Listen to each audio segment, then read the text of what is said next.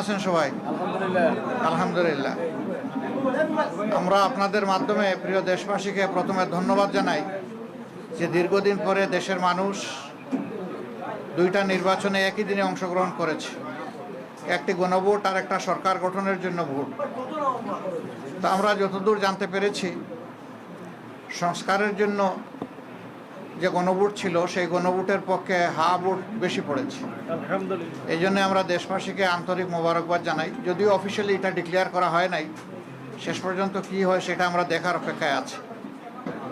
আর সরকার গঠনের জন্য যে নির্বাচন হয়েছে সেখানে মূল প্রতিদ্বন্দ্বিতা ছিল মূলত দুইটা জোটের মাঝেই বলতে হবে।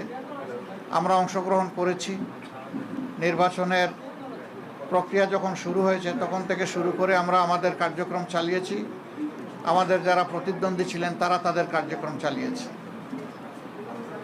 স্বাভাবিক একটা নির্বাচন যখন হবে সবাই জিতবে না, কেউ জিতবে কেউ হারবে, এটাই গণতন্ত্রের সৌন্দর্য। আমাদের দেশে কিছু সংস্কৃতি আছে, আমরা এই সংস্কৃতিকে পাল্টানোর পক্ষে। তবে আমাদের কিছু অবজারভেশন আছে, সেই অবজারভেশনগুলো আমরা জাতির সামনে তুলে ধরার পক্ষে, যাতে ভবিষ্যতে একই অন্যায়ের বা সীমালঙ্ঘনের পুনরাবৃত্তি না ঘটে। বেশ কিছু ঘটনা ঘটেছে, আমরা এগুলা কম্পাইল করছি। আমরা আমাদের পরিসরে আবার বসবো। আজকে তো এই পরিসরে আমাদের বিস্তারিত আলোচনার সুযোগ ছিল না, কারণ এখন পর্যন্ত বেশ কিছু আসনে আমাদের জানা মতো আমরা এগিয়ে আছি এবং গণনাও কমপ্লিট। কিন্তু স্থানীয়ভাবে যারা রিটার্নিং অফিসার আছেন তারা ঘোষণা দিচ্ছেন না, ঝুলিয়ে রেখেছেন। তা আমরা বুঝতে পারছি না এটা কেন। মাঝখানে আবার ওয়েবসাইটে হঠাৎ করে দেখা গেল যে কে কতটা আসন পেয়েছে সেইটা দেওয়া হলো, মাঝখান থেকে উদাও হয়ে গেল, আবার নাই। আমাদের লোকদেরকে বসিয়ে রাখা হলো দীর্ঘ সময়। এই একটু আগে ওনারা একদম প্রথম পর্যায়ে 10টা-12টা কেন্দ্রের যে ফলাফল সেগুলা ঘোষণা করা শুরু করেছে, সেটা আবার বেসরকারি। তা আমরা সব মিলেই এখন আপনাদের সামনে পূর্ণাঙ্গ কোনো বক্তব্য দিতে পারছি না বলে আমরা দুঃখিত। আমরা দিব ইনশাল্লাহ। আমরা আবার বসবো, আমাদের মধ্যে আমরা এগুলা নিয়ে বিশ্লেষণ করব। আমাদেরও কোনো ত্রুটি ঘাটতি থাকে সেটাও আমরা দেখব।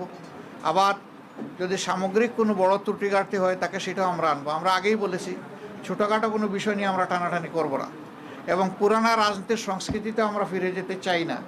আমরা ইতিবাচক ধারার রাজনীতি করতে চাই। রাজনীতি যদি দেশের মানুষের জন্য হয় তাহলে যারা রাজনীতি করবেন তাদেরকে এই কথা মেনে নিতে হবে যে পাশ করার গ্যারান্টি নিয়ে কোনো নির্বাচনও হয় না, কোনো রাজনীতি হয় না।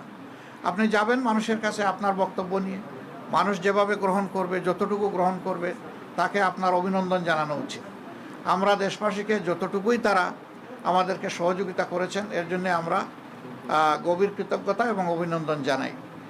আর আমরা আশা করছি যে খুব দ্রুতই সরকার তার অফিসিয়াল রেজাল্ট পাবলিশ করার সাথে সাথে আমরা আবার আপনাদেরকে কষ্ট দেব। তখন আমরা আমাদের চূড়ান্ত দৃষ্টিভঙ্গি জাতিকেও জানিয়ে দেব, আপনাদেরকেও জানিয়ে দেব। তবে আপনারা আশ্বস্ত থাকতে পারেন যে আমাদের দৃষ্টিভঙ্গি হবে ইতিবাচক ধারার রাজনীতি, কল্যাণ ধারার রাজনীতি, মানুষের জন্য রাজনীতি, দলের জন্য রাজনীতি নয়। আমরা বিরোধিতার জন্য বিরোধিতা, ওই রাজনীতি আমরা করব না। আমরা কোরআনের একটা মূলনীতি আছে, তাওয়ানু আলাল বিররি ওয়াত তাকওয়া ওয়ালা তাওয়ানু আলাল ইসমি ওয়াল উদওয়ান, যে তোমরা ভালো কাজে সহযোগিতা করো, আর কাজটা যদি মন্দ হয়, অকল্যাণকর হয়, তাহলে তোমরা তার বিরোধিতা করো অথবা তোমরা সহযোগিতা থেকে বিরত থাকো। আমাদের মূলনীতি মূলত ওটাই হবে।